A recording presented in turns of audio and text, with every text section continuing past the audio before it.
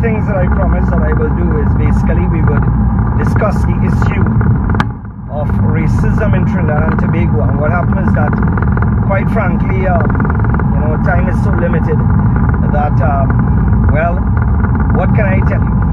Let's run through a few issues and let us be very frank. Firstly, I will tell you that I come from a family of 14, and what happened is that in the days of old, in my grandparents' days, of course, being indentured laborers, growing up in a cane field, what you would find is that there was a level of racism there, because that is all you saw, that is the people that you associated with. And quite frankly, those are the people that you call your close acquaintances. The problem is that in Trinidad and Tobago right now, politics have divided both sides. You have people on the PNM side, and you have people on the UNC side. But I want to just tell people that I am 100% Indian, right? Even though you can't see it in my hairstyle, I am 100% Indian. And I can tell you quite frankly that I have heard more racist statements from Indians, almost 100 to 1. I make no apologies for that, because that is fact. Almost 100 to 1. Right? 100 Indian and 1 African. The reality of it is that I have grown up eating from everybody, drinking from everybody. I want you to watch something. Watch how much Indians will support an African business, especially a food business. Go to that African food business and see how many Indians support. Vice versa.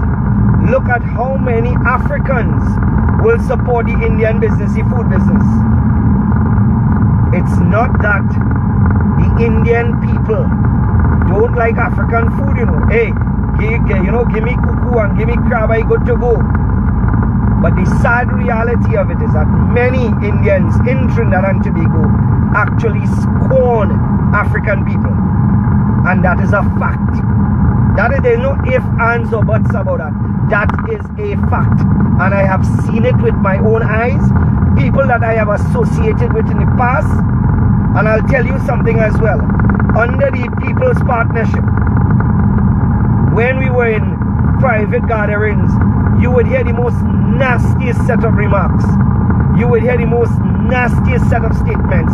So therefore, a lot of the negativity and the racism that you see now, you don't only find a few, It is almost like it's inherently based in some of their genetics, whereby they must be racial to prosper. They must be racial to move forward.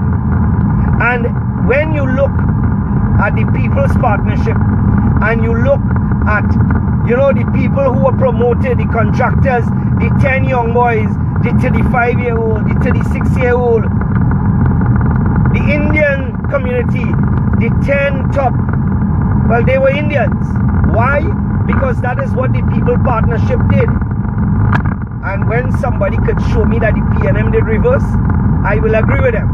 But under the PNM, you had the Junior Sammies, you had the Kosals, you had the Siram Brothers, and you had Harry Prasad and Sons. You have all those companies which did well. So we have proof that the PNM, in most instances, never attempted to hold on the Indians. But on the other hand, when you look at prime positions, when you look at the people who benefited the most, it was the Indian community. And why did they benefit the most? It's not because they didn't have, It is simply because, and as I said before, I am Indian, so I can make the statement. It is because, sadly, many people within the Indian community, the sad fact is, too much is never enough. And I am telling you, as a living example of seeing this and hearing this almost on a daily basis, so I know what what I am talking about. It is not a myth. It is a fact. It is a fact. So when you hear people like Melissa, and you hear people like my partner from the CDA, the Chaguaramas Development Authority, who made the worst of remarks against African people, what did the People's Partnership do? They put him in Rienzi complex even though he made those racist remarks. They put him in head office because he is now fully qualified to be a member. So this racism that we continue to see, I want you to understand and understand clearly that 99% of it does not come from people of African descent. Sadly, it comes from our own Indian people. And I have seen it. I have seen it. I have lived it. I have people come into my office, and because I am Indian, they feel comfortable, right? Telling me, boy, you know, when they come here, you should charge them off for parts. And I have actually run those people out of my office. But it's going to continue once we have people who want to be members of parliament, who want to be big Sawatis, who want to, you know, promote their own agenda. You will have those people who will continue to take Trinidad and Tobago down. And again, let us look at another thing. How many Indians do you see on Emancipation Day? How many Indians do you see on Emancipation Day wearing a kurta or a dashiki? How many? You could count them with one hand. But on the other hand, how many Africans do you see on Indian Arrival Day with their kurta and with their shalwars? Endless. You can't even count them on your 2 hands and 2 feet. Alright? My son is next to me. And he agrees. He agrees that the African people, even when it comes down to marriage, the Africans will readily accept an Indian any day. Any single day, they will accept an Indian. But the Indian family, in most cases, will never, ever, ever, ever accept the African. Because they consider that the African people are a lower class. They're ugly, they're black, they're dotish. That is what many Indians think.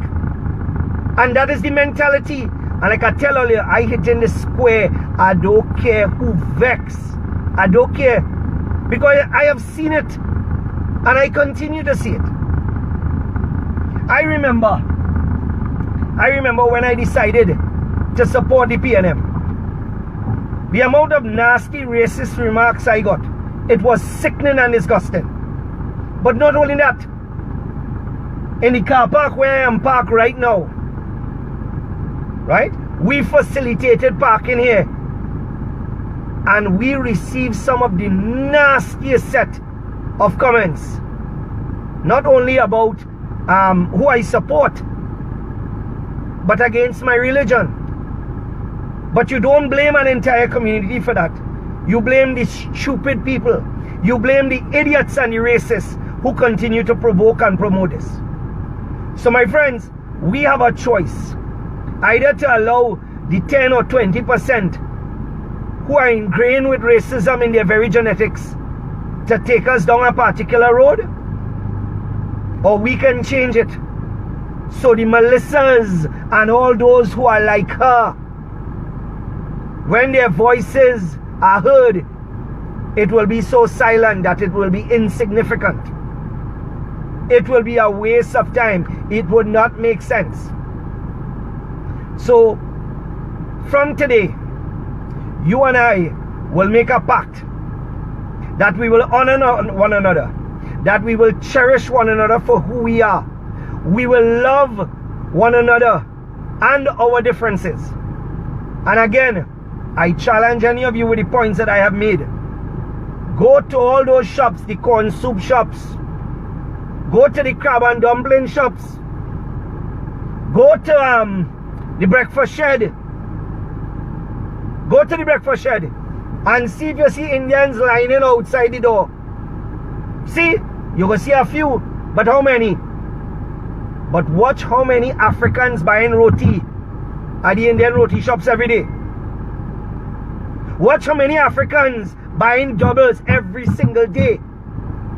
And then all they want to turn around and call these same African people nasty, dirty, all kind of nasty names. Look, all they give me a blasted break, eh? The fact is that enough is enough. And a lot of Indians in this country need to wake up and smell the coffee. And those same Indians, all their friends is Indian, all their employees is Indian. The place where they just fix their cars, where they do business is only Indians. But their customers, they don't mind the African as their customers. Because you see the African money good. They're not good, but the African money good. So my dear friends, God bless you. May He bless Trinidad and Tobago. And like I said, people like Debbie, I call a name, who refer to African people as picky head. Right? Debbie. People like Alan and others who continue to promote racism, right, to the highest level. All you continue. All you continue. But you know what I pray for you? Right? What I pray for you? All you hate Africans so bad? I pray that all your children and all your wife don't have to go to an African doctor to save their life.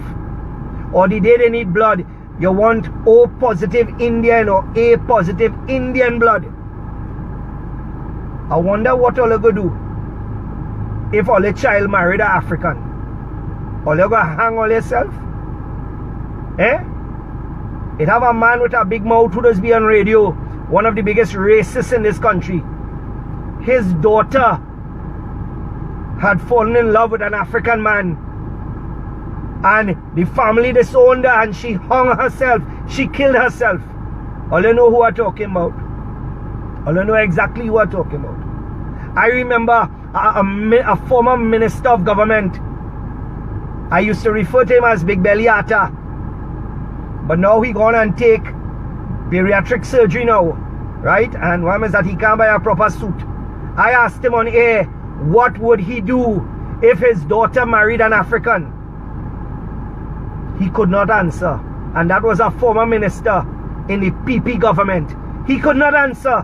But he wanted to represent people that are African. Give me a bloody break.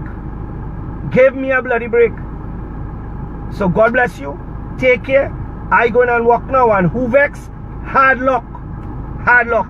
It's time I'll get a dose of the truth. And you know the first thing them Indian people will say? He don't like Indian. He hate Indian. Well, boy, that had to be the most stupid statement ever.